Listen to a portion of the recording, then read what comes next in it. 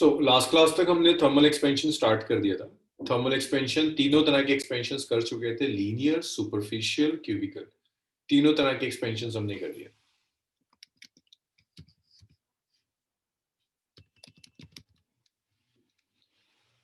अब जो नेक्स्ट आपको करना है, कुछ न्यूमेरिकल्स हैं। जैसे पहले न्यूमेरिकल से स्टार्ट करते हैं, बहुत सिंपल सी चीज है। वो आपसे कहता है, मान लीजिए क्यूबिकल एक्सपेंशन है और एक्सपेंशन है, इनके कोफिशिएंट्स को रिलेट करने के लिए कहता है फर्स्ट क्वेश्चन। सो थर्मल एक्सपेंशन कर रहे हैं आप। We are doing thermal expansion.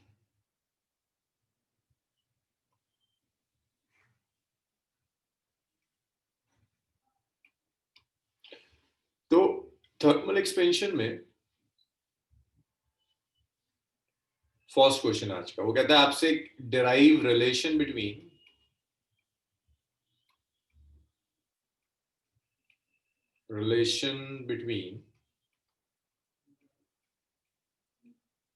Coefficient of cubical expansion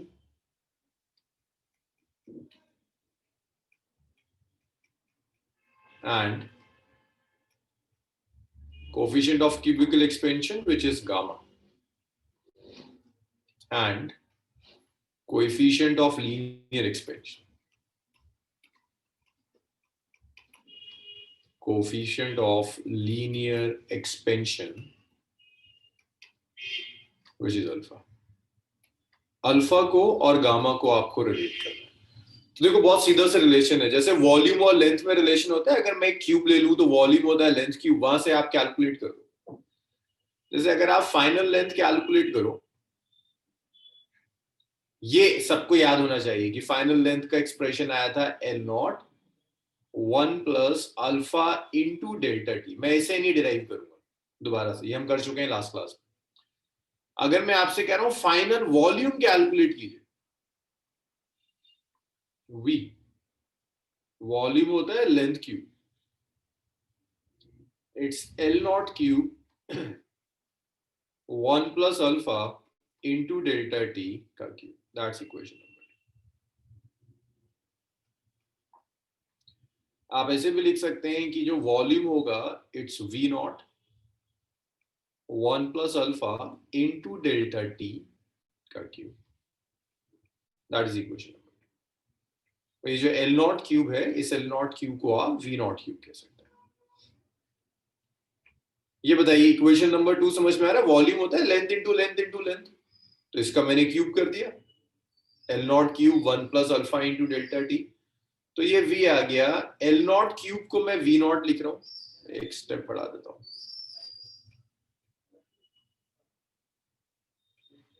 L naught cube, this L naught cube is V naught, low temperature पर वॉल्यूम। तो आप लिख सकते हैं v आ गया V naught 1 plus alpha into delta T cube. आप चाहो तो इसे ओपन कर दो, एक्सपेंड कर दो। वैसे आप सब बायनोमियल एक्सपेंशन कई लोगों को नहीं कराया, इसे एक्सपेंड कर देते। हालांकि ये बायनोमियल एक्सपेंशन से भी हो जाएगा, मैं लिख भी रहा हूं आसानी से। ये बायनोमियल, ये सिखा देते हैं आपको, बायनोमियल एक्सपेंशन सिखा देते हैं। बायनोमियल एक्सपेंशन सीखिए।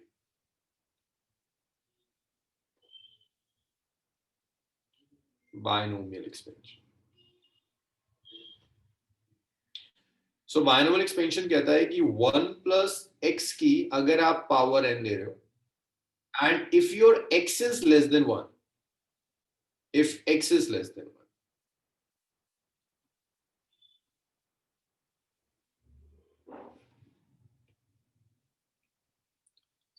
and if x is less than 1, तो आप इसे लिख सकते हैं 1 plus x to the power n को आप सिंपली लिख सकते हो 1 प्लस एक्स। मैं सिंपल ये बायनोमियल एक्सपेंशन यहां यूज करूंगा। This is 1, consider this as x and this as n। तो 1 plus x to the power n is simply 1 plus nx। तो आप इसे लिख सकते हैं that v is equal to V naught 1 plus 3 यहां ले आइए, so it's 3 into alpha into delta t. This is equation. So it's V naught 1 plus 3 into alpha into delta t. सिर्फ मैंने यहां पर एक्सपेंड किया है, ये जो था ये 3 ये पहले आ जाएगा। हाँ भाई अनम्यूट किया हुआ है, आप लोग माइक यूज करेंगे तो आपको समझ में आएगा अनम्यूटेड। हाँ सर ये assumption है ना कौन alpha C? Delta t smaller than 1 है। यार अल्फा हमेशा बहुत छोटा होता है, ये कल भी हमने न्यूमेरिकल्स करे थे। यस सर प्रैक्टिकली यही होता है, मतलब ऐसा नहीं होता है कि ओके अल्फा 1 हो, ये प्रैक्टिकली ऐसे ही जाता है। तो v is v naught 1 plus 3 alpha into delta t। अब अगर आप क्यूबिकल एक्सपेंशन यूज करें, यूजिंग क्यूबिकल एक्सपेंशन, अगर आप क्यूबिकल एक्सपेंशन यूज कर रहे हैं तो आप लिख सकते हैं v naught 1 plus gamma into delta t, that is equation number 3। 2 और 3 से आप सेम वॉल्यूम कैलकुलेट कर रहे हैं, तो अगर आप कंपेयर कर लें 2 और 3 को, कंपेयरिंग 2 and 3, तो इस गामा की जगह यहां पर अगर आप 2 और 3 को कंपेयर करें तो आप सिंपली लिख सकते हैं कि ये जो गामा होगा that gamma is equal to 3 alpha. अगर आप इन दोनों को कंपेयर करते हैं तो गामा और 3 अल्फा इक्वल है, gamma is equal to 3 alpha. क्योंकि देखो वॉल्यूम वॉल्यूम आया, वी नॉट की जगह वी नॉट आया, 1 की जगह 1 आया, गामा की जगह क्या आया 3 अल्फा, तो आप सिंपली लिखेंगे that gamma is equal to 3 alpha. तो ऐसे आप 2 और 3 को कंपेयर कर सकते हैं, तो ये आपको गामा और 3 अल्फा में रिलेशन मिल गया। तो यहां से आप लिख सकते हो that alpha is gamma by 3 now. तो अगर आपको लीनियर एक्सपेंशन पता है तो आप क्यूबिकल एक्सपेंशन कैलकुलेट कर सकते हैं। इसी तरह से जो सुपरफिशियल एक्सपेंशन पढ़ा था हमने, अब मैं इसको डिराइव नहीं कराऊंगा, एरिया की तरह जाएगा। सिमिलरली आप बीटा को लिख सकते हैं अल्फा बाई 2। देखिए सिर्फ फर्क इतना आएगा कि जो एरिया होता है वो लेंथ का स्क्वायर होता है, सिर्फ इतना चेंज आएगा, जहां मैंने क्यूब लिया है वहां स्क्वायर हो जाएगा। सो ये अल्फा और गामा में रिलेशन बताइए, ये समझ में आया सबके? Yes yes sir. Yes sir हाँ जी। बताया 1 plus x based power n, उसको अगर x जो है 1 से छोटा है तो हम उसको 1 प्लस एन एक्स लिख सकते हैं। तो sir alpha change in temperature into change in temperature कैसे आपने मान लिया कि वो 1 से छोटा ही होगा? हाँ देखिए अल्फा जो होता है ना in real life practically the alpha is of the order of 10 rays power -4 और 10 रेज़ पावर -5, इस ऑर्डर का होगा। सो एक्सट्रीमली स्मॉल है ना। टेम्परेचर आप कितना वेरी करोगे, 200 degree Celsius, 300 degree Celsius, 1000 degree Celsius, तब भी ये 1 से बहुत छोटा है। These are the practical values। Iron वगैरह के लिए इस ऑर्डर का होता है अल्फा, वाटर के लिए तो और ज्यादा छोटी वैल्यू होती है। सर जी सर बीटा और गामा में क्या रिलेशन होता है? बीटा, अगर आपको अल्फा और बीटा में रिलेशन मिल गया ओह यस सर और गामा में रिलेशन मिल गया तो मेरे ख्याल से आप अल्फा बीटा और गामा को रिलेट कर सकते हैं, कर सकते हैं। Yes sir sorry sir. Gamma है 3 अल्फा और बीटा है 2 अल्फा, डिवाइड कर दीजिए, ये कैंसिल हो गया, तो गामा इज 3/2। भाई और लोग बताओ ये आया समझ में? शफात नहीं आया?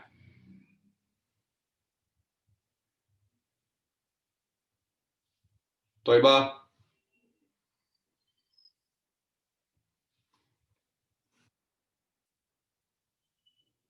बायनोमियल एक्सपेंशन एक बार और, चलो एक बार और बता। देखिए भाई लेंथ हमने कल डिस्कस की थी ना थर्मल एक्सपेंशन में, कल के नोट्स अगर उठा के देखोगे आप, टेम्परेचर बढ़ाते हो तो लेंथ बढ़ जाती है, L is L naught 1 plus alpha into delta t। Yes sir volume, अभी मैं कोई एक्सपेंशन का फॉर्मूला यूज नहीं कर रहा, मैं सिर्फ ये यूज कर रहा हूँ वॉल्यूम इज लेंथ क्यूब, होता है क्यूब के अंदर वॉल्यूम इज लेंथ क्यूब, मैंने वो यूज कर लिया, volume is length cube, L naught cube 1 plus alpha delta t का क्यूब। अब इस L naught क्यूब, भाई L naught का क्या मतलब होता है? At some temperature lower temperature cube पर लेंथ, लोअर टेम्परेचर पर लेंथ, तो मैंने इसको अभी अभी देखते हैं हम ना, लोअर टेम्परेचर पे जो लेंथ है L naught क्यूब उसे V naught लिख दिया, तो ये एक्सप्रेशन क्या हो गया, V is V naught 1 plus alpha into delta t का क्यूब। अब मैं यहाँ बायनोमियल एक्सपेंशन यूज कर रहा हूँ. देखो बायनोमियल एक्सपेंशन ये है, सिंपल मैथ्स है. 1 प्लस एक्स पावर एन दिया हुआ है, अगर 1 प्लस एक्स की पावर एन दिया हुआ है and x is less than 1, x अगर 1 से कम, 1 plus x to the power n है and x is less than 1, तो 1 प्लस एक्स की पावर एन को आप 1 प्लस एन एक्स लिख सकते हैं. ये मैथ से मैंने उठाया हुआ है, सिंपल है. इसको ये ले जाके यहाँ मल्टीप्लाई कर दो. तो अगर आप यहां कंपेयर करेंगे, ये जो x था उस x की जगह क्या है, अल्फा इंटू डेल्टा टी. ये जो n था उस n की जगह क्या है, 3. रख दीजिए value. v is V naught 1 plus, इसको ले जाकर यहां मल्टीप्लाई कर दीजिए. It's nx 1 plus 3 alpha into delta T. So v is V naught 1 plus 3 alpha को आप लिख सकते हैं गामा इंटू डेल्टा टी. आप कंपेयर कर लीजिए, गामा को आप 3 अल्फा लिख दीजिए. अगर x कम नहीं होगा, अबे कम ही तो है, अगर x कम नहीं होगा तो नहीं होगा, ये और भी टर्म्स आएंगी. बट x अगर छोटा है तो ये कम हो जाएगा. अब आप कंपेयर कर लीजिए इसे और इसे कंपेयर कर लीजिए. गामा की जगह क्या आ गया, 3 अल्फा. अल्फा क्या हो गया, गामा बाय 3. सिंपल. हाँ, मुझे ऐसे पता चला कि ये कम है क्योंकि अल्फा की वैल्यू रियल लाइफ में हर मेटल की कहीं 10 रेज टू द पावर -4 होती है, कहीं 10 रेज टू द पावर -5 होती है. ये तो 1 से कम है ना अल्फा. ये प्रैक्टिकल वैल्यूज है रियल लाइफ में. अल्फा अलग अलग मेटल्स के लिए जैसे डेंसिटी मेजर करते हैं ऐसे ही मेजर करते हैं, इसलिए मुझे पता है कि छोटा है. यही फर्स्ट स्लाइड. फिर मैंने क्या किया, क्यूबिकल एक्सपेंशन यूज कर V naught 1 plus gamma into delta T लिख दिया. अब अगर मैं दोनों को कंपेयर करूं तो गामा की जगह 3 अल्फा आ गया, अल्फा आ गया गामा बाय 3.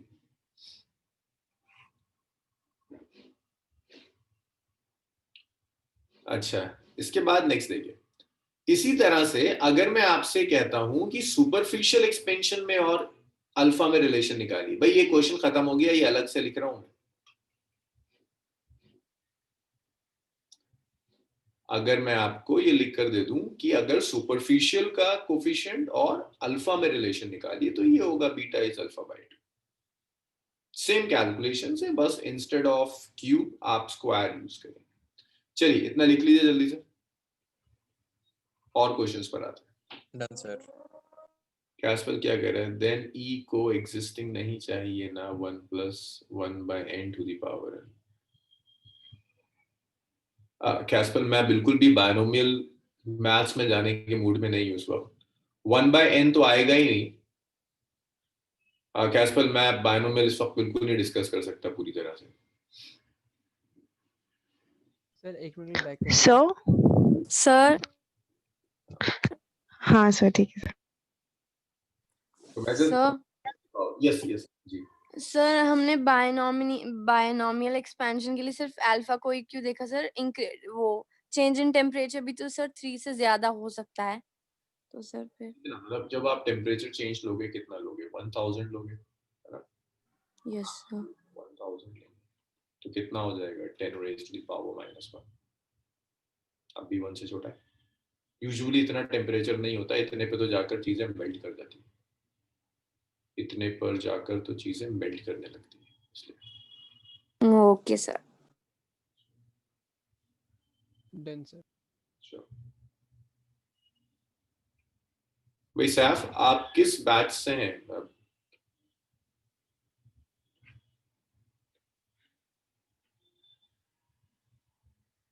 सैफ आप किस बैच से, मतलब इसमें ना मैं नए नहीं ले पा रहा हूँ, नए स्टूडेंट्स नहीं हूँ. सैफ तो 11th में किसी में नहीं है. सैफ बताइए वरना मुझे मजबूरन रिमूव करना होगा. मतलब मैं ऐसे इतनी बड़ी बैच में नए स्टूडेंट्स नहीं ले सकता जिन्हें मैं नहीं जानता.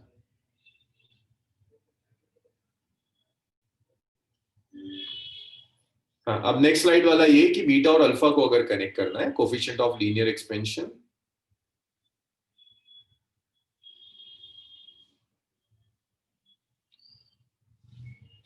सैफ सॉरी, इस बैच में मैं अलाउ नहीं कर पाऊंगा न्यू स्टूडेंट्स, क्योंकि ऑलरेडी बहुत आगे चीजें बढ़ चुकी हैं. एक बार आप ऑफिस में कांटेक्ट कीजिएगा.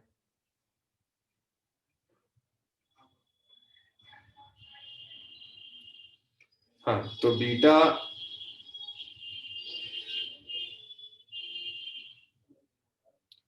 उधर मेल्टिंग पॉइंट हाई होता है, बट वो कितना हाई, वो इतना हाई नहीं होता कि वो 1000 डिग्री सेल्सियस तक पहुंच जाए। जो भी होगा, अगर आप टंगस्टन ले रहे हैं या आप कुछ और ले रहे हो, melting point high it's around 300 400 degree Celsius, 500 degree Celsius, but not 1000। But अगर आप कुछ ऐसा लेकर आते हैं जहां आप कहते हैं no this alpha into delta T is not less than 1, it's not very small, तो फिर आप सिंपल ये कर सकते हैं कि आप 1 plus x to the power N को 1 प्लस एन एक्स कर सकते हैं। फिर आपको ये पूरा यूज करना पड़ेगा, पूरा का पूरा आप यूज कर रहे हो 1 प्लस अल्फा टी का डेल्टा क्यूब, ये पूरा आप एक्सपेंशन यूज कर रहे हो। अगर आप ये कहते हैं delta T is not less than 1, but majority of cases may be every case जो आप प्रैक्टिकल उठाकर देखोगे this will comes out to be less than 1, but नहीं है लेस देन 1 कोई प्रॉब्लम नहीं है, आप इसमें 3 का क्यूब यूज कर लो एज इट इज, कोई प्रॉब्लम नहीं। हाँ साथ ये मैं सिर्फ ये बता रहा हूँ, अगर आप बीटा बताया था ना, कल किया था आपने beta coefficient of superficial expansion, अगर आप बीटा में कैलकुलेट करना चाहते हैं एरिया यूज करना होगा। उजार बस एक वजह मैं भी कर रहा हूँ, कुछ नहीं, एरिया इज एल स्क्वायर, तो आप एल स्क्वायर लो। सिमिलरली जैसे मैंने यहाँ क्यूब लिया है, आप एल स्क्वायर लीजिए, बीटा और अल्फा में ये रिलेशन आएगा, बीटा इज टू अल्फा, ये रिलेशन आएगा।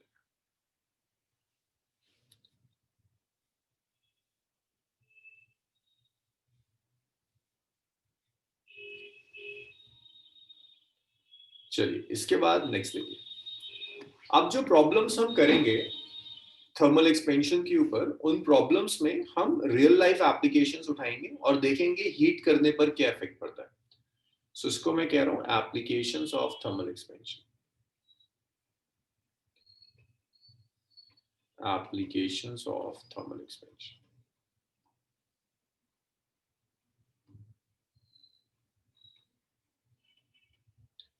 एप्लीकेशंस ऑफ थर्मल एक्सपेंशन में जो फर्स्ट एप्लीकेशन है, वो फर्स्ट एप्लीकेशन आपकी आती है time period of pendulum, time period of pendulum. So देखिए पेंडुलम का जो टाइम पीरियड होता है, इसका रिलेशन आता है 2 pi root over L by G. This is the time period of pendulum, 2 pi root over L by G. तो दिख रहा है आपको टाइम पीरियड लेंथ पर डिपेंड कर रहा है, अगर आप लेंथ चेंज करेंगे तो टाइम पीरियड चेंज हो जाएगा। तो मान लीजिए this T is the time period, मैं इसको ना T1 लिख देता हूं, मैं ऐसे लिख रहा हूं T1 is time period at temperature theta 1। अच्छा मुझे पहले ये बताइए कि टाइम पीरियड और लेंथ कुछ ऐसे रिलेटेड है, अगर मैं टेम्परेचर इंक्रीज करूंगा तो क्या टाइम पीरियड पर इफेक्ट पड़ेगा? कि अगर एक पेंडुलम है, उस पेंडुलम का मैंने टेम्परेचर इंक्रीज कर दिया तो क्या टाइम पीरियड पर इफेक्ट पड़ेगा? म्यूट कर, Yes, sir. Yes, sir. Yes sir. अगर Yes, sir. आप इंक्रीज करेंगे टाइम पीरियड इंक्रीज हो जाएगा। अब मुझे एग्जैक्ट रिलेशन चाहिए कि इंक्रीज इन टेम्परेचर और टाइम पीरियड में एग्जैक्ट रिलेशन क्या होता है, कि वो आपसे कहेगा अच्छा 60 डिग्री पे बताओ टाइम पीरियड क्या होगा, 40 डिग्री से टेम्परेचर इंक्रीज कर दिया, बताओ टाइम पीरियड क्या होता है। तो उसके लिए हम एक छोटी सी कैलकुलेशन करते हैं। सो इसमें मैं ये लिख रहा हूं टाइम पीरियड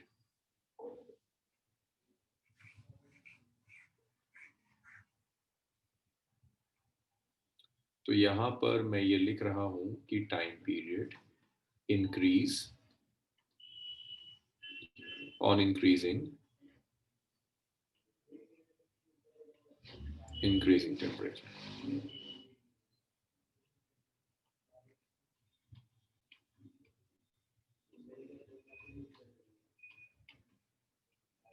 तो जब आप टेम्परेचर इंक्रीज करेंगे तो टेम्परेचर इंक्रीज करने पर टाइम पीरियड इंक्रीज हो जाएगा। This is T is 2 pi root over L by G. So आपको रिलेशन चाहिए एग्जैक्ट टाइम पीरियड में और टेम्परेचर में। तो T1 is time period at temperature theta 1।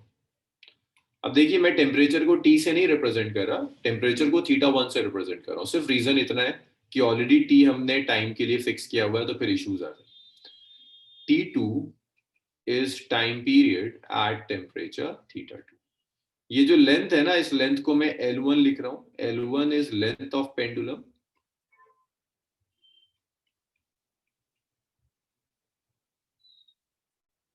length of pendulum at temperature θ1, और L2 जो है it's length of pendulum at temperature θ2।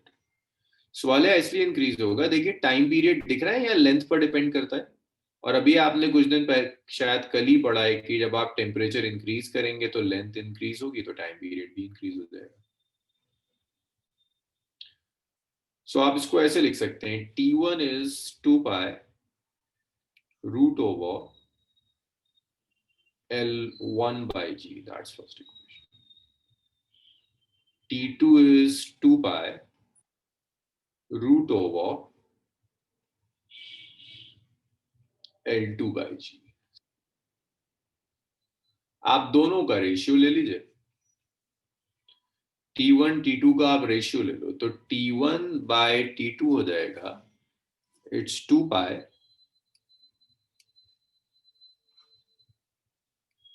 root over L1 by G divided by 2 pi root over L2 by G। G से G cancel, 2 pi से 2 pi cancel.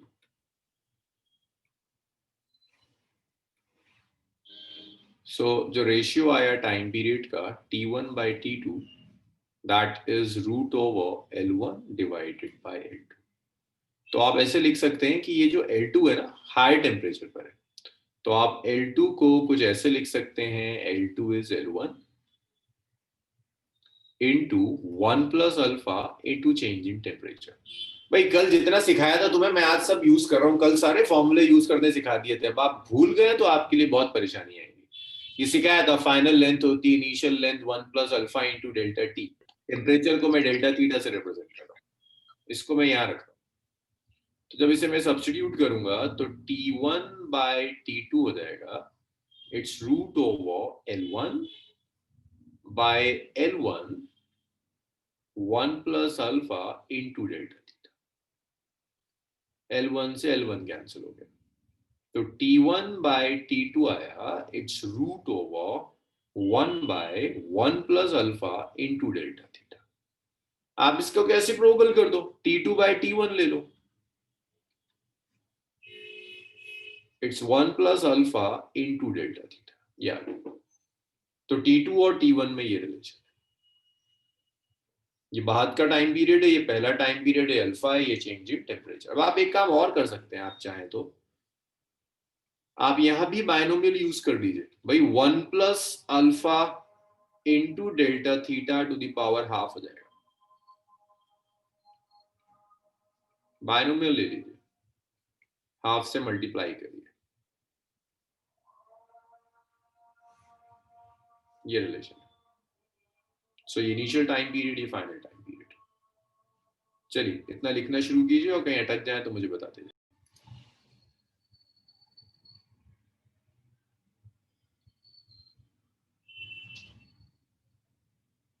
Done.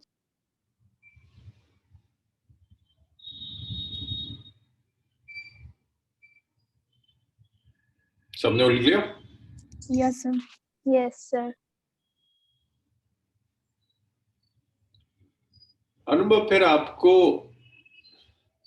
G की value भी लेनी होगी, मतलब फिर तो आपको G का वेरिएशन भी देखना होगा। अभी हम लेके चल रहे हैं कि G में कोई खास वेरिएशन नहीं, फिर ये फॉर्मूला वैलिड नहीं होगा, फिर तो आप दोनों चीजें यूज करोगे, क्या टेंशन है। G की जगह आप यूज कीजिए कि अच्छा एक चीज और भी है ना, आप जिस हाइट पर भी लेके गए उस हाइट पर G की वैल्यू जो भी होगी 9.8 के अलावा कुछ होगी, उसे भी यूज कर लीजिए।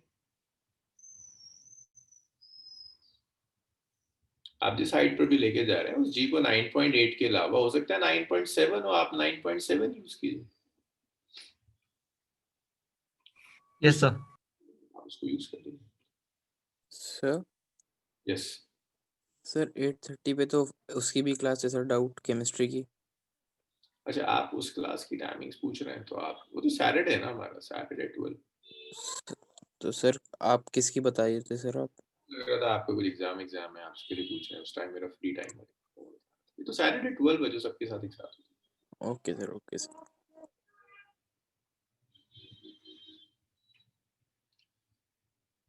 भाई हो गया ना, ये टाइम पीरियड है आपका। अच्छा आज का लेक्चर कल वाले लेक्चर से थोड़ा सा टफ पड़ेगा, क्योंकि कल तो बेसिक चीजें थी, आज उन्हीं एप्लीकेशंस को लेकर आगे जाएंगे। तो ये टाइम पीरियड में चेंज आ रहा है। अब एक चीज और बताइए, अगर मैं टाइम पीरियड इंक्रीज कर दूं,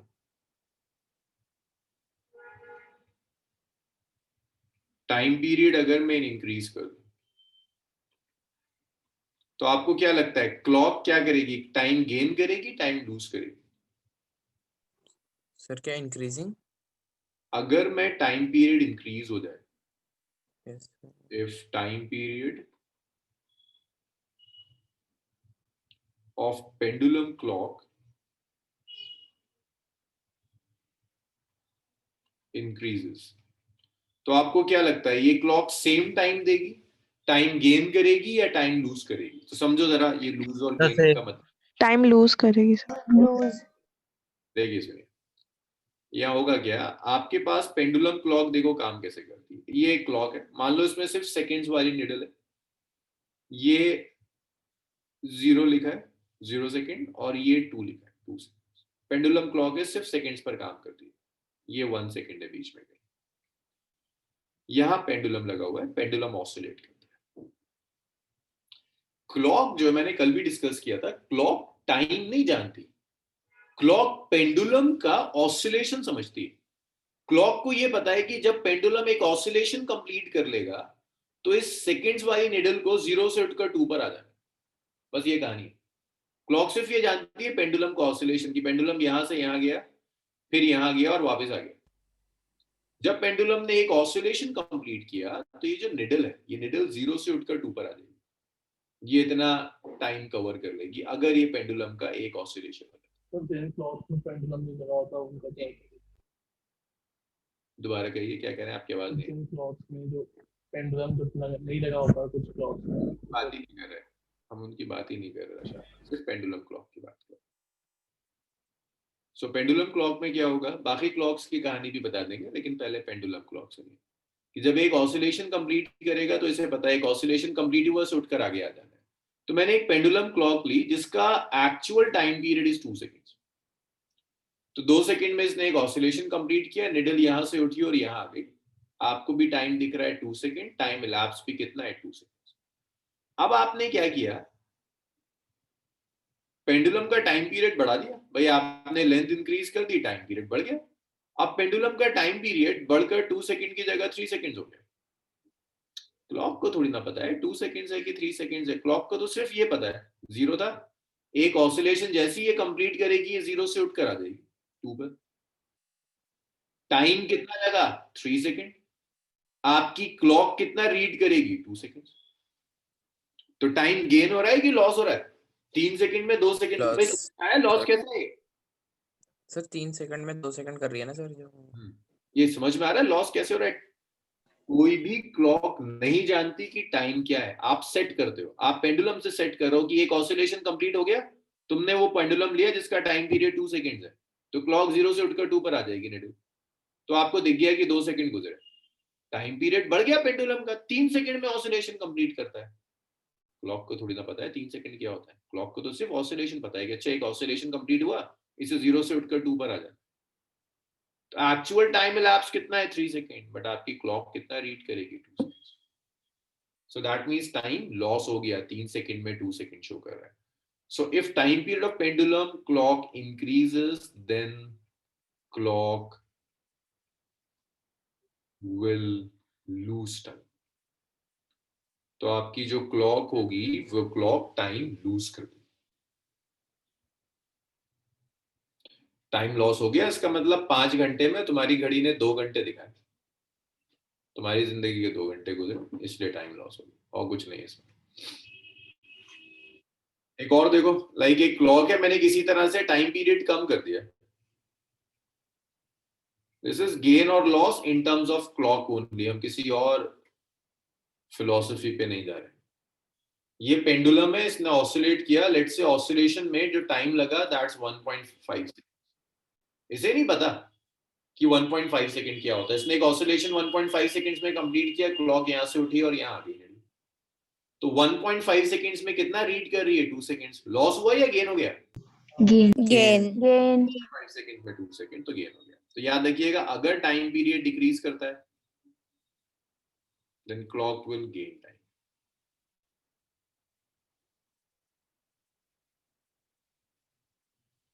then clock will gain time। तो ये याद है। चलिए इसको लिखिए, इसको न्यूमेरिकल्स करेंगे। स्टेटमेंट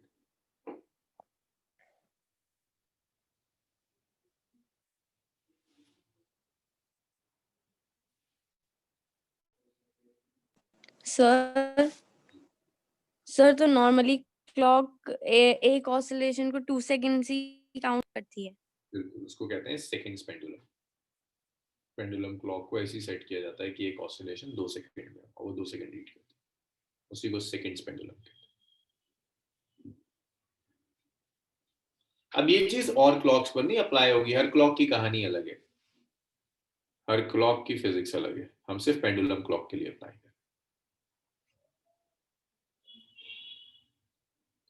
भाई सबने लिखा? Yes sir. यस सर ये सभी टाइप के पेंडुलम के लिए वो है सेम? हर टाइप की पेंडुलम क्लॉक के लिए पेंडुलम क्लॉक होनी चाहिए, और कोई। चलिए भाई नेक्स्ट देखिए, क्वेश्चंस देखिए इसके ऊपर।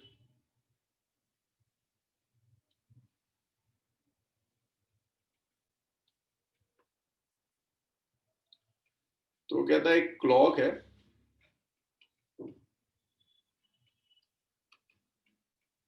with an iron pendulum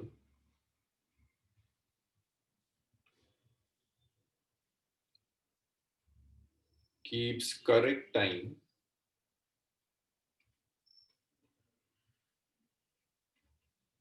at 20.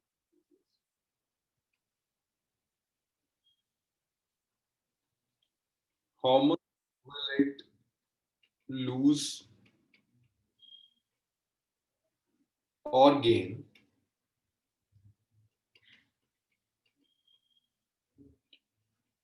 if temperature change to 40 degrees Celsius? Coefficient of cubical expansion gamma दिया है 36 into 10 raised to the power minus 6 degree Celsius। तो देखिए इस न्यूमेरिकल के लिए अब तो जस्ट न्यूमेरिकल वैल्यू दिखा रहा हूँ। सॉल्व तो मैंने, अच्छा साजिद क्या पूछा है, ओरिजिनल लेंथ कितनी? 1 मीटर साजिद। सो ये है आपका expression T2 by T1 is 1 plus half into alpha into delta theta. इसे मैं यूज करूंगा। T2 by T1 is 1 plus half alpha into delta theta. So देखिए T1 आपको नहीं पता, T1 is time period at first temperature 20 degrees Celsius. It's time period at 20 degrees Celsius. T2 is time period at 40 degrees Celsius. Alpha is coefficient of linear expansion and delta theta is change in temperature.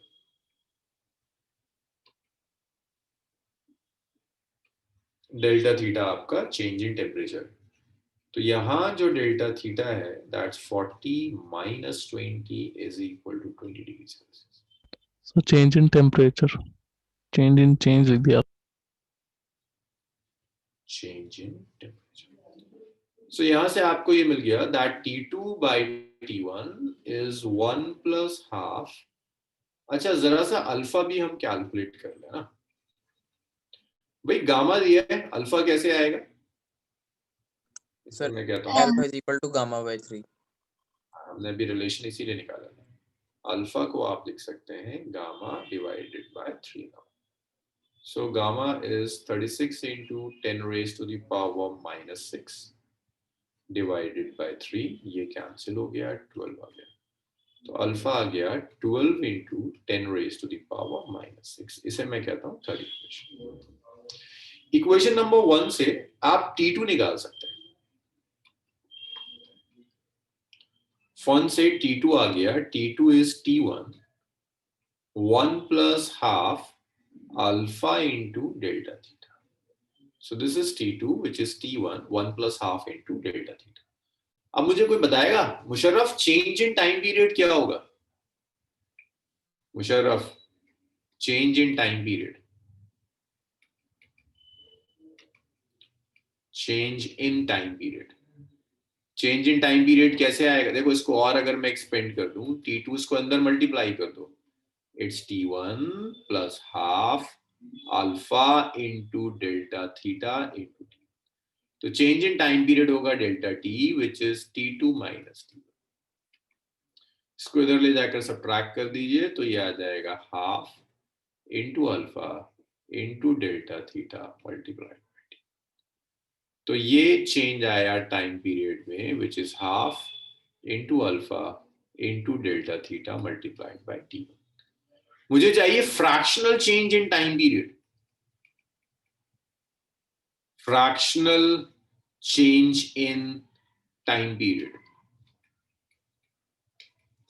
Time period में जब आप fractional change लेंगे that is delta T by T1. तो ये आ गया half alpha into delta theta. This is fractional change in time period, delta T by T1 which is half alpha into delta theta.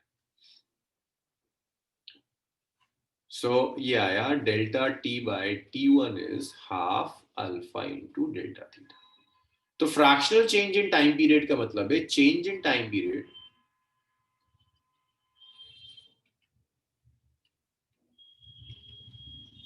In 1 second. या आप इसको ऐसे भी लिख सकते हैं कि फ्रैक्शनल जो भी टाइम पीरियड में चेंज आएगा, देखो क्लॉक जो भी टाइम दिखाती है that depends upon time period. जो चेंज टाइम पीरियड में आएगा वो सेम चेंज टाइम में भी आएगा. गेन और लॉस टाइम पर डिपेंड करता है, टाइम पीरियड पर डिपेंड करता है. तो मैं ऐसे लिख सकता हूं fractional change in time period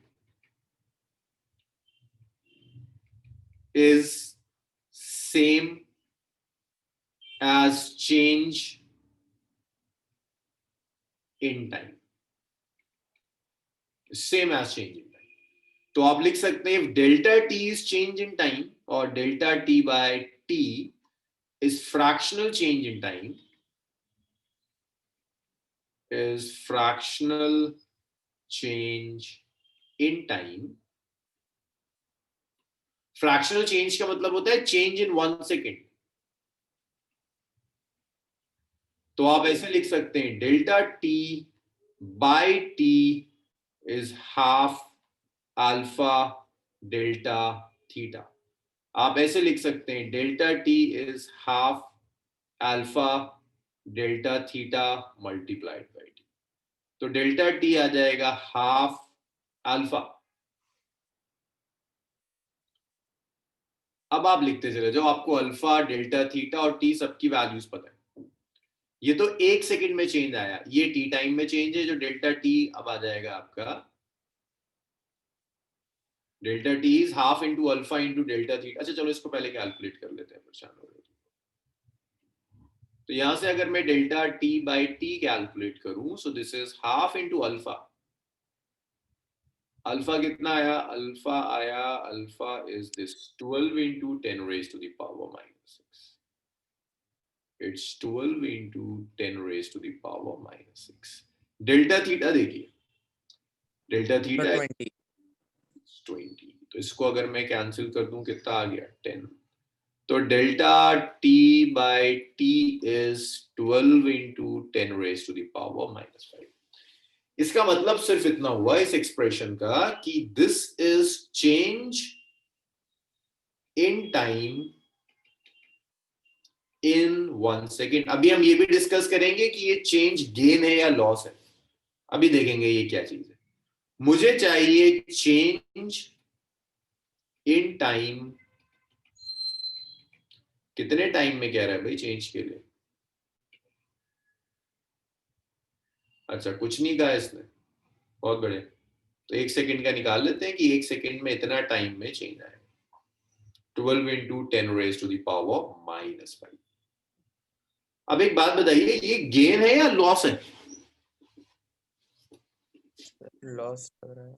देखिए टेम्परेचर बढ़ाया, टेम्परेचर बढ़ाने पर क्या होगा, लेंथ बढ़ेगी, और अभी हमने डिस्कस किया था लेंथ बढ़ेगी टाइम पीरियड बढ़ेगा, टाइम लॉस हो जाएगा.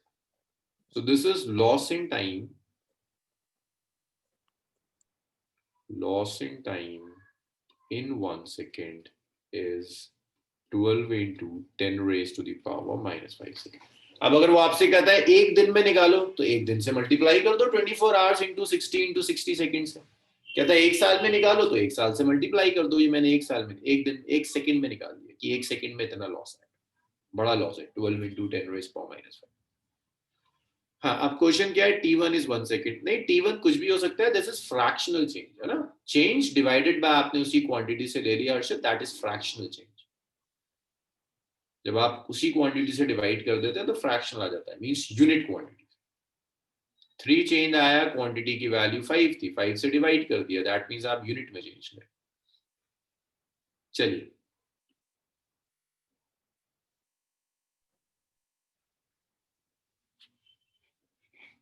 मैंने कहा आज कुछ टॉपिक जरा परेशान करेंगे. हाँ फातिमा, ये ऐसे आया, देखो टाइम पीरियड 2 सेकेंड था तो टाइम 2 सेकेंड रीड कर रहा है. टाइम पीरियड 3 सेकेंड, वो अब भी 2 सेकेंड रीड कर रहा है. टाइम में कितना चेंज आया, एक्चुअल टाइम 3 सेकेंड था, रीड 2 सेकेंड कर रहा है. टाइम में कितना चेंज आया, 1 सेकेंड का. टाइम पीरियड में भी कितना चेंज आया था, 2 से 3, 1 सेकेंड का. तो जो चेंज टाइम पीरियड में वही चेंज टाइम में. यहाँ भी देखो टाइम पीरियड में चेंज आया 0.5 सेकेंड, 2 सेकेंड रीड कर रहा है. 1.5 सेकेंड में 2 सेकेंड रीड कर रही है क्लॉक. तो कितना टाइम लॉस हुआ, 0.5 सेकेंड. जो चेंज टाइम में वही टाइम पीरियड में, इसीलिए मैंने लिखा. Okay sir. जैसे टाइम पीरियड चेंज करेगा वैसे ही टाइम चेंज. चलिए इसे लिखिए. अभी तो इसकी बहुत एप्लीकेशन है, जल्दी जल्दी लिखो यार, अपने आप में आधा पता नहीं.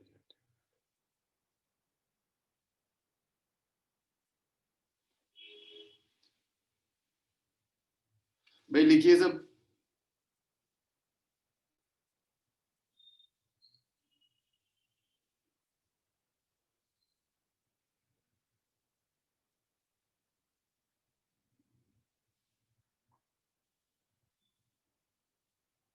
Just by subtracting them, yes, this is T2 is this thing. If you take this T1 to the left hand side, then T2 minus T1 is delta T, right?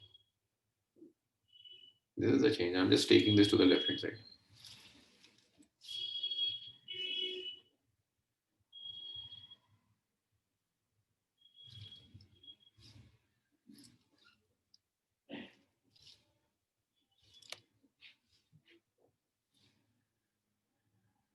वह इतना हो जाए मुझे बताइए, नेक्स्ट स्लाइड पर आते हैं.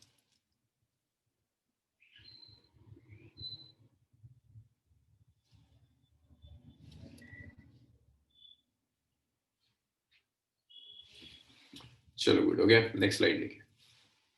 अभी नहीं है.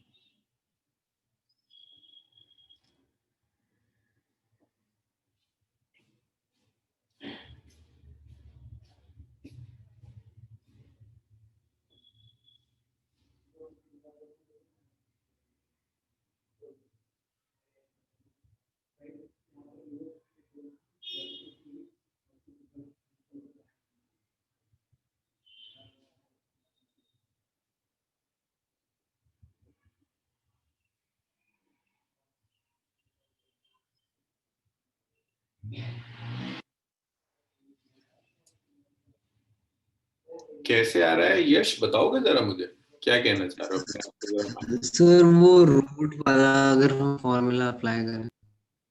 हाँ, अगर आप रूट वाला फॉर्मूला अगर अप्लाई करें, ये रहा रूट वाला. एक मिनट बच्चों को लिखने दो जरा सा. तो सिर्फ आपका रिलेशन रूट में रह जाएगा. एल तो फिर भी कैंसिल होगा, अल्फा एल जो आप लिख रहे हैं एल तो कैंसिल होगा. हाफ नहीं आएगा. This will be root over, I think, 1 plus delta t में तो 1 माइनस कुछ आएगा. ये इतना सिंप्लीफाइड नहीं आएगा. सामने अभी एक्सप्लेन किया था मैंने, change in time period in change in time. जरा सा अपना माइक यूज करना, तभी मैं जरा समझा पाऊंगा. ये लिखा है इतना, अभी रुक जाओ जरा, सब लिख ले, फिर मैं आता हूँ आपके नोट्स.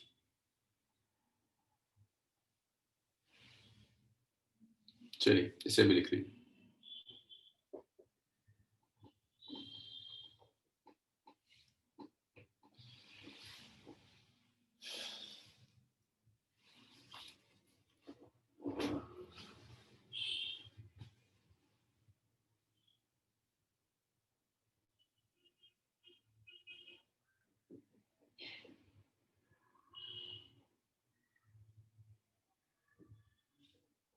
हो गया ये सबका? No sir. No sir.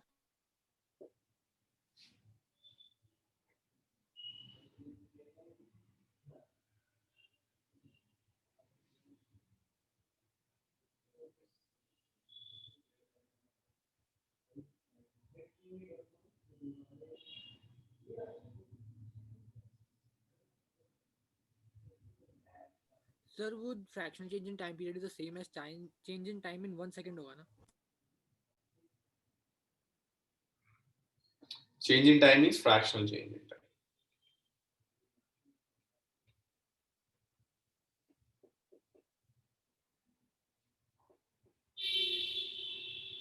अब हो गया सबका? Yes sir. No sir. कई लोग मुझे परेशान लग रहे हैं, बट कुछ चीजों में कुछ नहीं कर नो सकता. सर अभी नहीं. न्यूमेरिकल्स का स्टैंडर्ड कभी कभी तो थोड़ा बहुत बढ़ता है, मतलब हमेशा फॉर्मूला बेस्ड चीजें नहीं आ सकती. तो कुछ तो आज एटलीस्ट ये एक ढंग का न्यूमेरिकल था जिसे मैं स्किप नहीं कर सकता. तो कुछ तो बियर करना पड़ेगा. अरे भाई हो जाया करे तो भी बता दिया करो. आप लोग मना तो कर देते हो, लेकिन होने तब तक बैठा. हाँ भाई, तो देखो पहली चीज ये है कि यश ये था रिलेशन. अगर मैं बायनोमियल ना अप्लाई करूं तो ये रिलेशन है, t2/t1 is root over 1 plus alpha into delta theta. आप इसे यहाँ ले जाकर मल्टीप्लाई कर दीजिए, t1 यहाँ आ जाएगा. आप सब्ट्रैक्ट करेंगे तो t1 कॉमन आएगा, 1 minus under root 1 plus alpha into delta theta आएगा. l तो कैंसिल होगा. हाँ जी यश. Yes sir. l नहीं रहेगा, आपने जो लिखा था वो गलत लिखा था. दूसरा, चेंज इन टाइम और चेंज इन टाइम पीरियड कितना है? सामिया टाइम पीरियड 2 सेकंड कितना रीड कर रहा है? 2 सेकंड. टाइम पीरियड 2 सेकंड से 3 सेकंड हो गया. टाइम पीरियड में कितना चेंज आया? Samia Rauf. Sir 1 second. 1 second.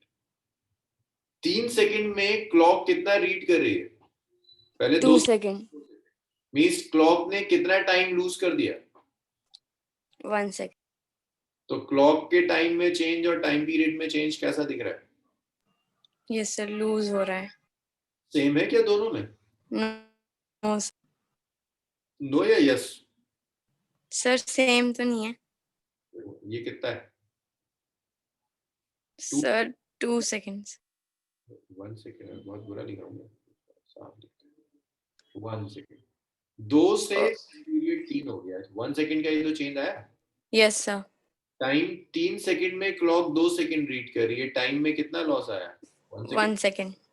तो जितना टाइम पीरियड में चेंज उतना ही लॉस हो रहा है. Yes sir. ये मैंने ऐसे यूज कर लिया. ठीक है, इसलिए मैंने ऐसे यूज कर. अच्छा जी, चलिए ये हो गया. अब नेक्स्ट एप्लीकेशन. यार आज तुम पूरा एप्लीकेशन में निकाल दो. Second application. सेकंड एप्लीकेशन होती है आपका जो मीटर स्केल होता है. Change in reading of metre scale.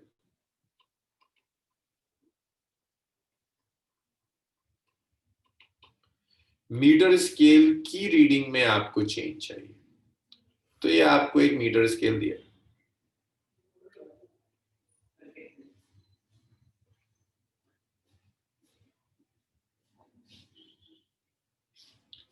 ये 0 है, ये 1 है, ये 2 लिखा है, ये 3 लिखा है, ये 4 लिखा है और ये 5 लिखा है। वही एक ये स्केल है जो टेम्परेचर T नॉट पर, इसे ढंग से देखना वरना ये लॉजिक ही नहीं समझ में आएगा, मैं घंटों लग जाएंगे मुझे समझाने में तुम्हें अगर तुमने इसे देखा नहीं। ये है स्केल, ये स्केल है 5 सेंटीमीटर तक का स्केल है, इससे तुम मेजर कर रहे हो। अब इसके बाद तुमने एक रॉड ली, मान लीजिए मैंने आपको कुछ दी, रॉड दी है, ये इतनी लंबी रॉड है, ये रॉड है, ये स्केल नहीं है भाई येलो वाला, ये रॉड है। भाई देखो जरा रॉड कितना मेजर कर रही है, 3 centimetre. 3 centimetre reading of the rod. Temperature बढ़ा, रॉड नहीं बढ़ रही, रॉड ऐसे मटेरियल की है जिसका टेम्परेचर पर इफेक्ट नहीं पड़ता, हम सिर्फ स्केल रीडिंग देख रहे हैं कि स्केल रीडिंग पर क्या इफेक्ट पड़ेगा। कि मान लो ये रॉड थी 3 सेंटीमीटर की, ये 3 सेंटीमीटर ही, रॉड में कोई चेंज नहीं आया, लेकिन आपने जो स्केल लिया उस स्केल की तो लेंथ बढ़ जाएगी। ऑन इंक्रीजिंग टेम्परेचर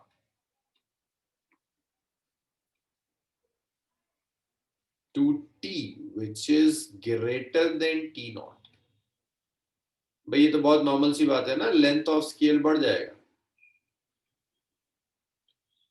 अब मैं स्केल को यही दिखाऊंगा हाई टेम्परेचर पर ताकि तुम ढंग से कंपेयर कर पाओ। भाई स्केल बढ़ गया, यहां तक पहुंच गया, ये तुम्हारा स्केल है टेम्परेचर T पर। इसमें तो किसी को कोई परेशानी नहीं कि स्केल बढ़ जाएगा।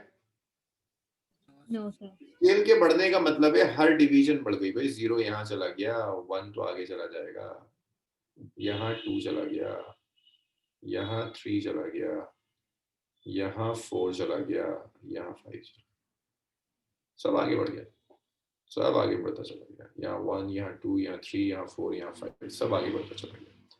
अब बताओ मुझे रॉड की रीडिंग कितनी है, 3 है, कम हो गई? 2 कम हो गई। कम हो गई यार। अब स्केल कितना रीड करेगा, कम रीड करेगा, कितना रीड करेगा? 2.5, 2.4 इतना रीड करेगा। तो इसीलिए कहते हैं कि अगर टेम्परेचर बढ़ गया, on increasing temperature scale reading कम हो जाती है, स्केल रीडिंग डिक्रीज हो जाएगी। मीन अगर 3 सेंटीमीटर की ऑब्जेक्ट है तो आप जो रीड करोगे वो कम रीड करोगे, स्केल आपका कम रीडिंग देगा।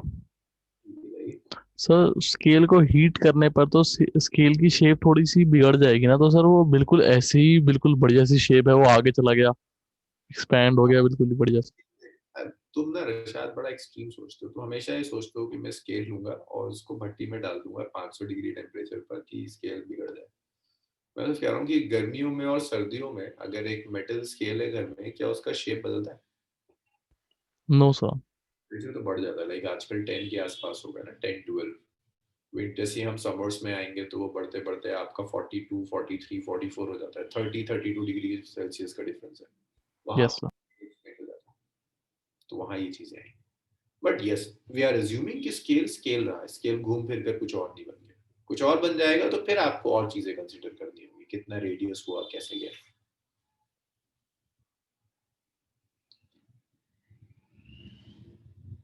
हाँ अजलान, अगर दोनों ऑब्जेक्ट एक्सपेंड हो गए तो फिर डिपेंड करेगा कौन ज्यादा एक्सपेंड हुआ।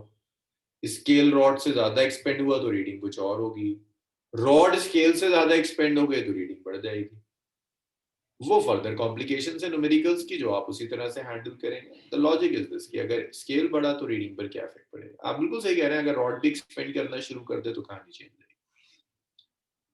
On increasing temperature scale reading decreases, on decreasing temperature scale reading increases. अगर आप टेम्परेचर डिक्रीज करेंगे, on decreasing temperature scale reading increases.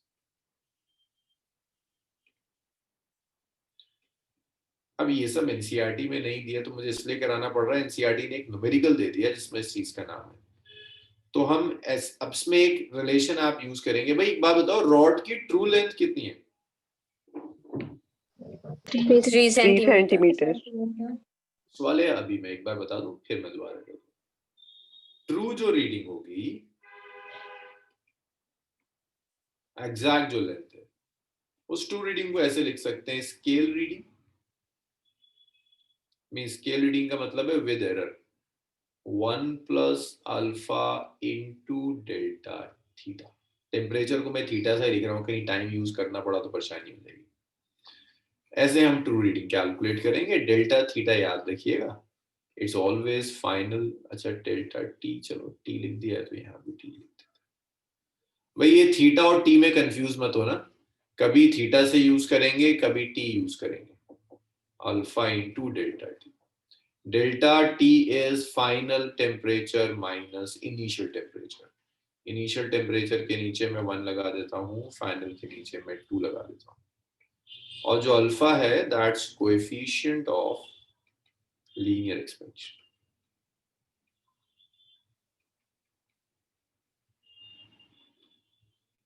Coefficient of linear expansion हमेशा याद रखिएगा T2 माइनस T1। अगर टेम्परेचर कम होता है तो ये डेल्टा T नेगेटिव आएगा, रीडिंग कम हो जाएगी। तो this is true reading which is scale reading into 1 plus alpha. Scale reading याद रखिएगा, दिस इज विद एरर। जैसे यहां पर जो स्केल रीडिंग है दैट्स 2.5, ट्रू रीडिंग इज 3। हाँ, अब एक बार और बताना है। देखिए एक मीटर स्केल है, आपने एक स्केल लिया जो कि आयरन का स्केल है, स्टील का स्केल है, ये आपने जरूर देखा होगा। इस स्केल में 0 से लेकर यहां तक 5 लिखा हुआ है।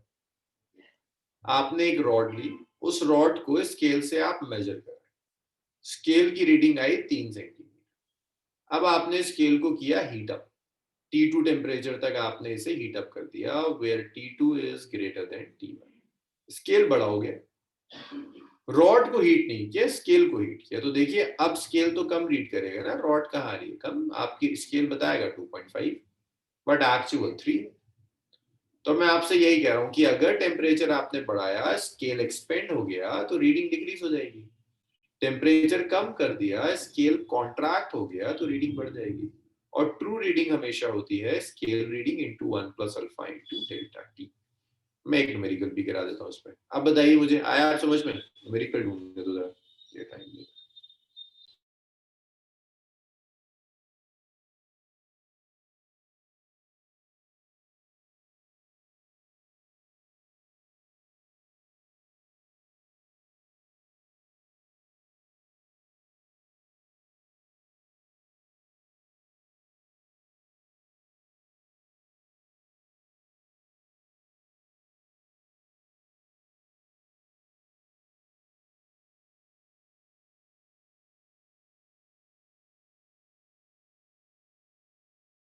भाई हुआ?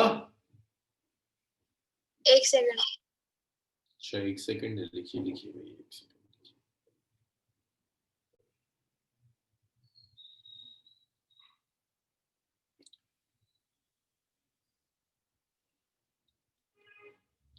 नेक्स्ट न्यूमेरिकल करके दिखाइए। Yes yes, scale will uniformly expand. हम जो भी ऑब्जेक्ट्स पढ़ रहे हैं दे आर आइसोट्रॉपिक।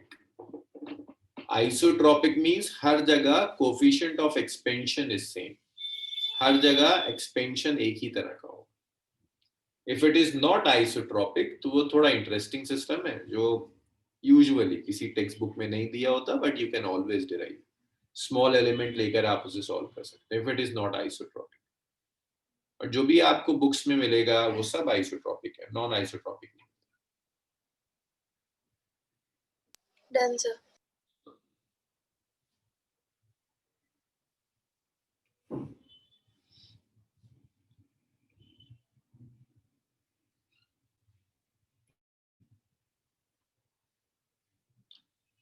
ये देखिए एनसीईआरटी में एक प्रॉब्लम गिवन थी।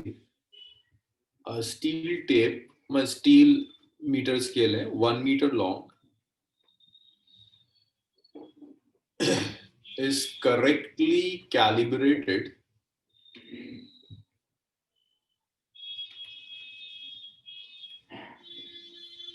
for temperature of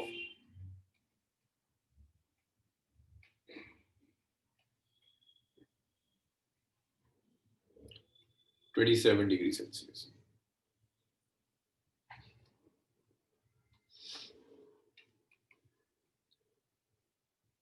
Length of steel rod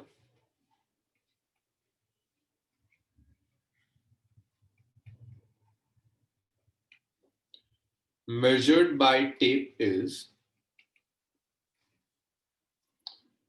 63.0 centimeter on a hot day when temperature is, देखो ये आसान है, टाइम पीरियड वाला टफ था, मैं खुद मान रहा था, ये आसान है, मतलब ऐसा मत करना कि वहां तुमसे कईयों से नहीं हुआ तो आप यहाँ उम्मीद छोड़ दें, ये आसान है, बस तुम्हें ये देखना है कि एरर वाली रीडिंग कौन सी है और सही वाली रीडिंग कौन सी है. Actual length of steel rod on that day.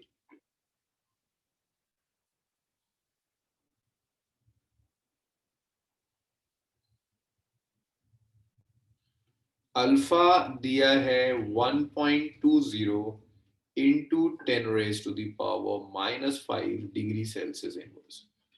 फॉर्मूले के नाम पर आप ये यूज करेंगे, बस आपको ये डिसाइड करना है ट्रू रीडिंग और स्केल रीडिंग क्या है.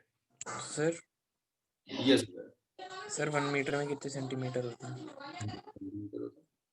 कितने सर? 100. Okay sir, okay.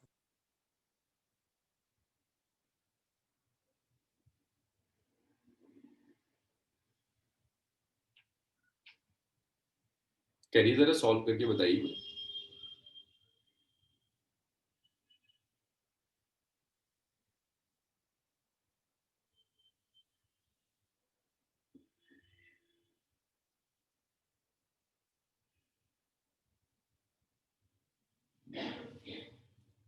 बहुत क्वेश्चंस हैं अभी, जल्दी जल्दी.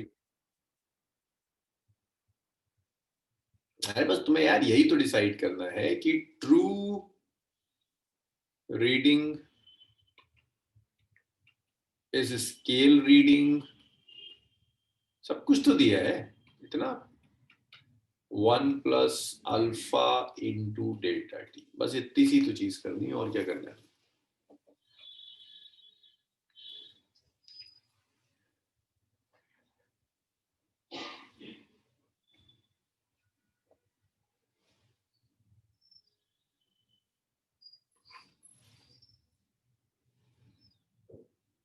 चलिए कैस्पल चेक करते हैं अभी.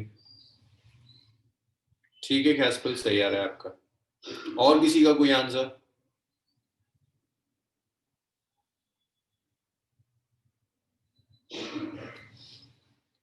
अरे भाई तोयबा क्या हुआ? आतिफ, जॉन,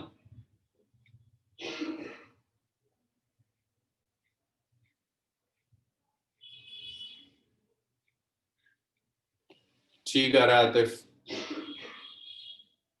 तोयबा, शफात, इतना टाइम थोड़ी ना लगता है.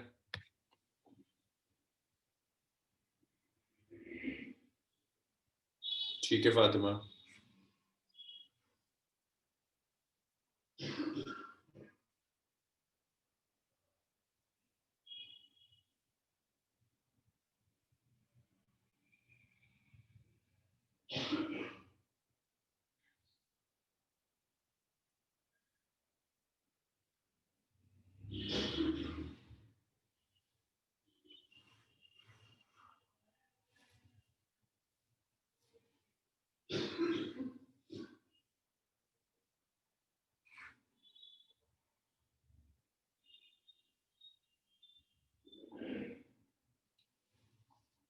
आसिया कुछ गड़बड़ है. हाँ ठीक है आसिया, ठीक है. सर मेरा ठीक आ रहा है उधर.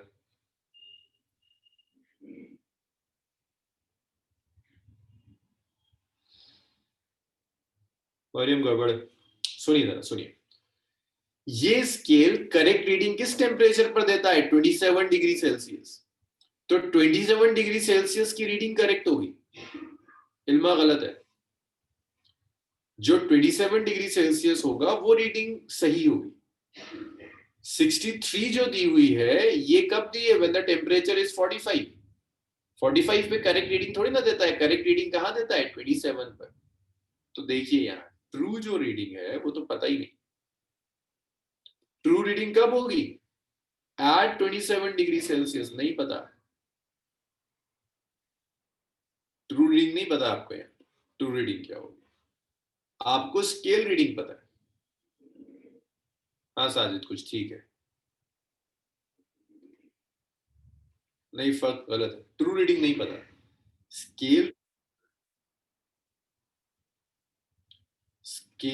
रीडिंग पता है। स्केल रीडिंग 63 सेंटीमीटर, तो ये पता है। अल्फा नोन है, चेंज इन टेम्परेचर चाहिए, पहले कितना था 27, बाद में कितना था 63, तो चेंज इन टेम्परेचर आया 63 माइनस 27, तो 45। अच्छा 45, यस 45 माइनस 27, 45 माइनस 27, तो ये आ गया 18 आ जाएगा ना, 18 डिग्री सेल्सियस। वैल्यू रख दीजिए, सो आपकी ट्रू रीडिंग हो जाएगी scale reading, which is 63, into 1 plus alpha, which is 1.2 into 10 raised power minus 5 into 18. अब मुझे कैलकुलेटर निकालना पड़ेगा, हाँ, so 1.2 into 18, 21.6.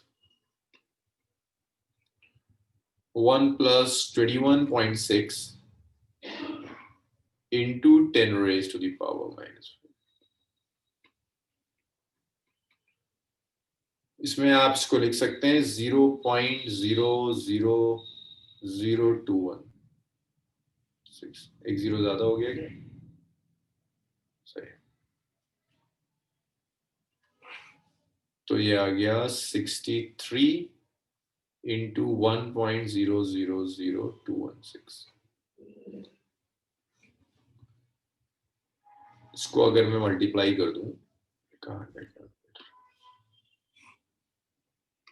तो 863 into, जो थोड़ी बहुत गड़बड़ थी आप में से कुछ लोगों की, वो तो ज्यादा हो गया ना, एक जीरो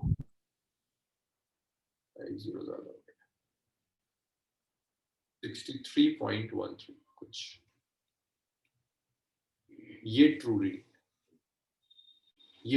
है। आपका स्केल जो दिखा रहा था वो गड़बड़ था।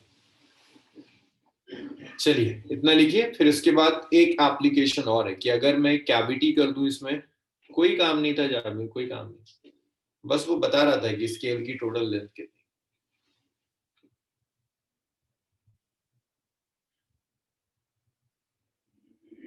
नहीं ज्यादा, इतना ही आएगा, कम थोड़ी ना हो जाएगी, लेंथ तो बढ़ जाएगी ना।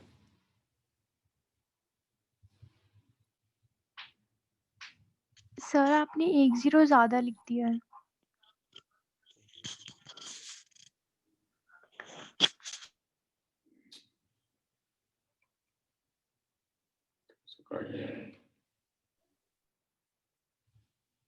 सर 3 0 ही तो आएंगे। सर प्रीवियस वाले स्टेप में तो नीचे लिखा है 63 into 1 plus -5 है ना, ठीक तो है यार, गड़बड़ करवा रहे। एनीवेज मेरे ख्याल से 0 से ज्यादा कुछ चीजें और हैं जो इम्पोर्टेंट है। सही है, 0 3 ही आएंगे, 1.000216, तो यहाँ पर एक 0 आएगा, 0.013। चलिए इसको लिखिए, अभी एप्लीकेशंस बहुत हैं यार, जल्दी लिखो, हर एप्लीकेशन पर एक एक क्वेश्चन करा पाऊंगा।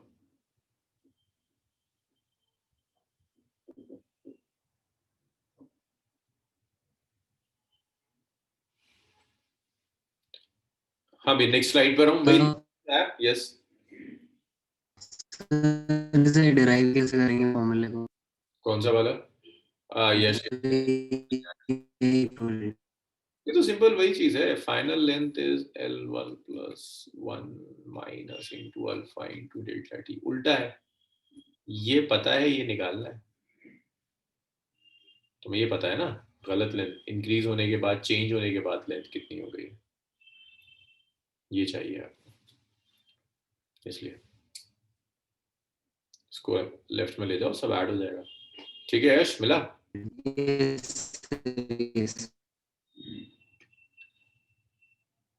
हाँ उज़ैर, इम्पोर्टेंट है, असल में जेई में क्वेश्चंस मिक्स्ड आते हैं, ऐसा नहीं होता है कि एक टॉपिक का क्वेश्चन होगा, 25 क्वेश्चन में पूरी फिजिक्स चेक कर लेता है, तो आप कुछ छोड़ नहीं सकते।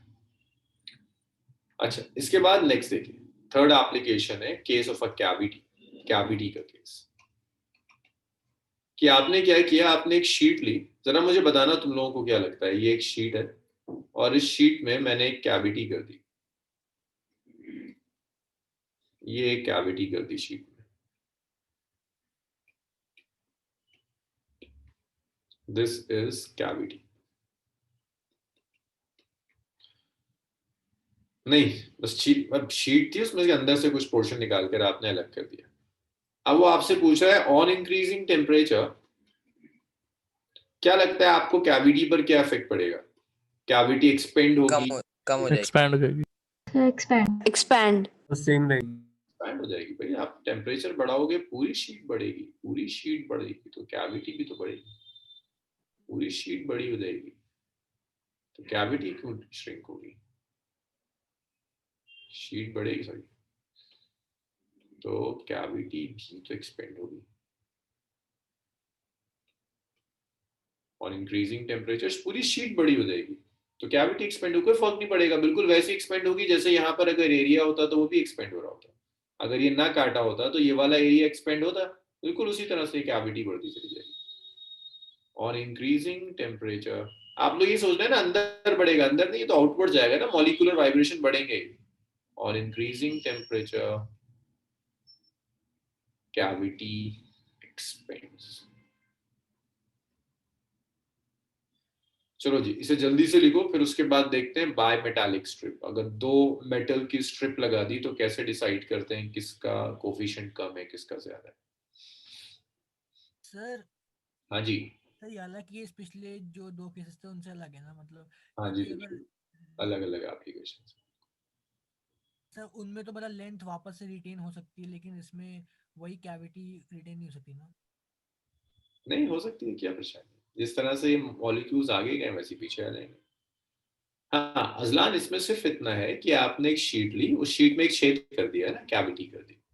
अब मैं कह रहा हूँ आप टेम्परेचर बढ़ाइए, शीट बढ़ेगी तो ये जो छेद किया है आपने, जो कैविटी है, वो भी बढ़ता चला जाएगा। आप मैथमेटिकली निकाल सकते हैं लेकिन मैथमेटिकल इसमें जरूरत नहीं पड़ती, जहां पड़ेगी वहां मैं आपको कराता हुआ जा। नेक्स्ट देखिए कैविटी के बाद, तो हर्षित जब ये श्रिंक करेगा तो दोबारा वहीं आ जाएगा जहां से चला। सर वो मैं लिखा नहीं था, लास्ट में कुछ लिखा था। जल्दी जल्दी जल्दी। Okay okay sir. नेक्स्ट है बाय मेटालिक स्ट्रिप।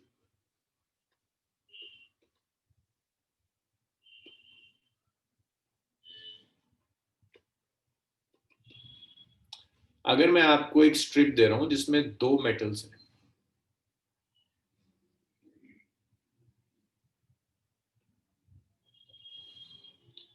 एक ये मेटल दिया,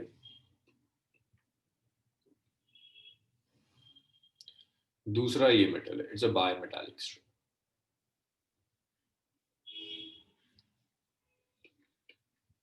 सो इस फर्स्ट स्ट्रिप में coefficient of linear expansion is alpha 1, दूसरी स्ट्रिप का coefficient of linear expansion is alpha 2। This is strip A and this is strip B. और मैं आपसे कह रहा हूं कि alpha 1 is greater than alpha 2। दोनों स्ट्रिप्स को मैंने यहां पर ना सोल्डर कर दिया, सोल्डर्ड है, कनेक्टेड है एक दूसरे से, अलग अलग नहीं रखी हुई है, कनेक्टेड है। अब अगर मैंने टेम्परेचर बढ़ाया तो किसकी लेंथ ज्यादा बढ़ेगी, स्ट्रिप 1 की या स्ट्रिप 2 की? स्ट्रिप दोनों। 1 1 सर दोनों की साथ बढ़ेगी ना शोल्डर। ऐसा तो नहीं हो सकता क्योंकि एक का कोफिशिएंट ऑफ लीनियर एक्सपेंशन ज्यादा है। यस दिशा, वही एग्जांपल है। On increasing temperature length of strip A will increase, strip A की लेंथ बढ़ जाएगी देन B, A से ज्यादा हो जाएगी। अब जब A की लेंथ ज्यादा होगी तो सबको दिख रहा है कि स्ट्रेट तो नहीं रह सकता, तो होगा क्या, ये सिस्टम ऐसे कर कर बेंड हो जाएगा, ये ऐसे करके बेंड होगा।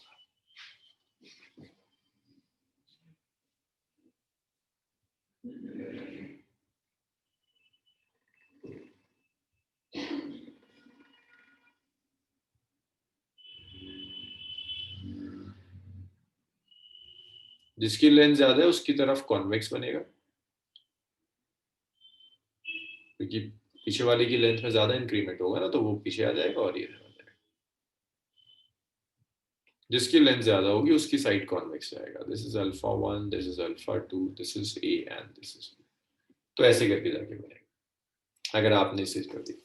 चलिए इतना लिखिए। तो ये आपको देखकर समझ में आना चाहिए किसका कोफिशिएंट ऑफ लीनियर एक्सपेंशन ज्यादा था। लिखिए बायोमेटालिक स्ट्रिप।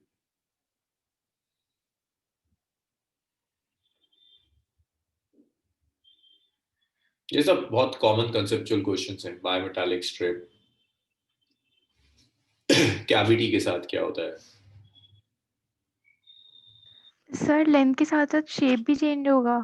तो बताओ, अगर ये दोनों चीजें यहाँ पर सोल्डर्ड है ना, कनेक्टेड है, इसकी लेंथ में ज्यादा इंक्रीमेंट होगा, इसकी लेंथ में कम इंक्रीमेंट होगा, तो अल्टीमेट रिजल्ट क्या होगा? ये तो कॉन्वेक्स शेप में आ जाएगा, बेंड हो जाएगा ना, स्ट्रेट तो रह ही नहीं सकता क्योंकि ये ज्यादा एक्सपेंड हो रहा है, तो ये शेप में आ जाएगा, मुड़ जाएगा। Okay sir.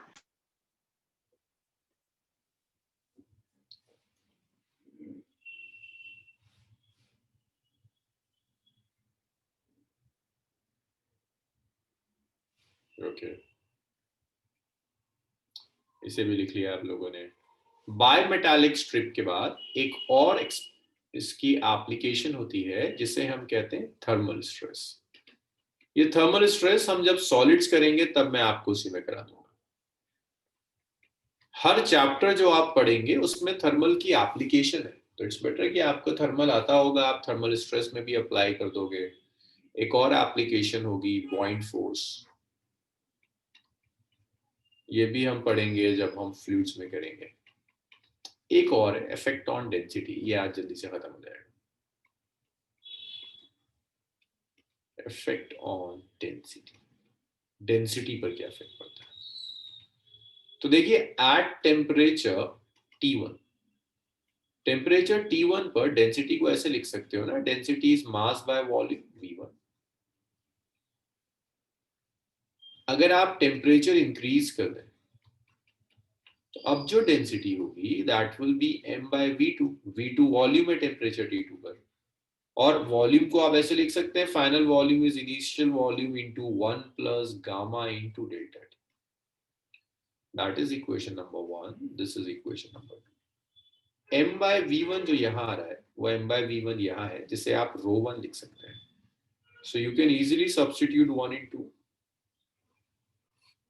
Now when you substitute 1 in 2, you get ρ2 is ρ1 by 1 plus gamma into delta T. So this is the relation between ρ2 and ρ1. ρ2 is ρ1 by 1 plus gamma into delta T. So this is the effect of on density. Density ऐसे change हो जाएगी। तो दिख रहा है inversely proportional है temperature के, तो डेंसिटी डिक्रीज होती है on increasing temperature, decreases on increasing temperature. इसके अलावा और बहुत एप्लीकेशंस है, मैं नाम नहीं लिख रहा। जब हम वेव्स में आएंगे, वेव्स में भी आप टेम्परेचर चेंज करेंगे तो चेंजेस आते हैं स्पीड में, साइड में, वो सब वहीं डिस्कस करेंगे। तो ये मेजर एप्लीकेशंस हैं जो दिखती हैं, इसे लिख लीजिए।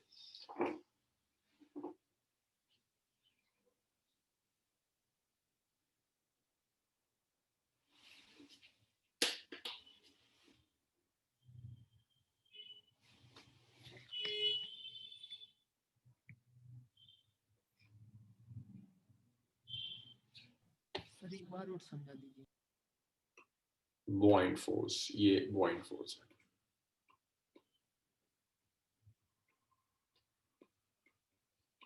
बॉइंड फोर्स आते जब पढ़ेंगे आर्किमिडीज प्रिंसिपल, बॉइंड फोर्स फ्लूइड्स में, तब डिस्कस करेंगे। मैं अभी इसको डिस्कस नहीं कर रहा। हाँ जी सर, यहाँ पे बायनॉमियल यूज कर सकते हैं। दोबारा बताइए क्या कह रहे हैं? सर, बायनॉमियल थ्योरम यूज कर सकते हैं आप। बिल्कुल। चलिए आज इसको यहीं छोड़ते हैं। अच्छा, सैटरडे 12 बजे क्लास जो होती है,